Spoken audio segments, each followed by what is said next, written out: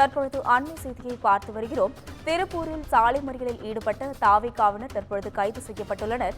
இதுகுறித்த கூடுதல் விவரங்களை செய்தியாளர் பாலா வழங்க கேட்கலாம். வணக்கம் பாலா, உங்க விவரங்களை பதிவு செய்யலாம். நிச்சயமாக அஸ்வினி.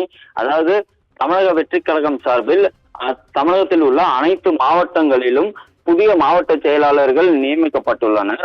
அதன்படி திருப்பூர் மாநகர மாவட்ட செயலாளராக பாலமுருகன் என்பவர் அறிவிக்கப்பட்டிருந்தார். இதைத் தொடர்ந்து பாலமுருகன் அறிவிக்கப்பட்டதை தொடர்ந்து அந்த அவர்கள் தாவேகாவினர் கொண்டாடும் வகையில் திருப்பூரில் உள்ள அம்பேத்கர் சிலை மற்றும் காமராஜர் சிலை மற்றும் காந்தி சிலைகளுக்கு மாலை அணிவிக்க அவர்கள் வருகை தந்தனர்.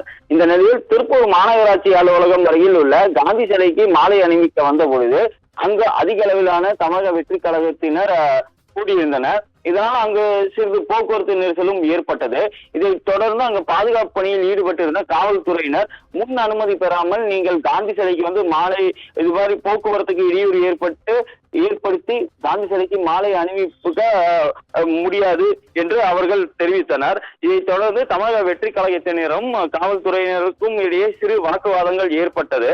இதைத் தொடர்ந்து அவர்கள் காந்தி சிலைக்கு மாலை அணிவிக்க முடியாது என்று கூறியதால் அவர்கள் சாலை மறியலில் ஈடுபட்டனர். இதைத் தொடர்ந்து அங்கு சாலை மறியலில் ஈடுபட்ட மாநகராட்சி அலுவலகம் முன்பு சாலை மறியலில் ஈடுபட்ட தாவேகாவினரை காவல்துறையினர் கைது செய்தனர். மேலும் இந்த சம்பவத்தில் சுமார் 80க்கும் மேற்பட்டவர்கள் கைது செய்யப்பட்டுள்ளனர். இந்த சம்பவத்தால் அப்பகுதியில் பெரும் பரபரப்பு ஏற்பட்டுள்ளது. அஸ்வினி, விவரங்களுக்கு நன்றி பாலா.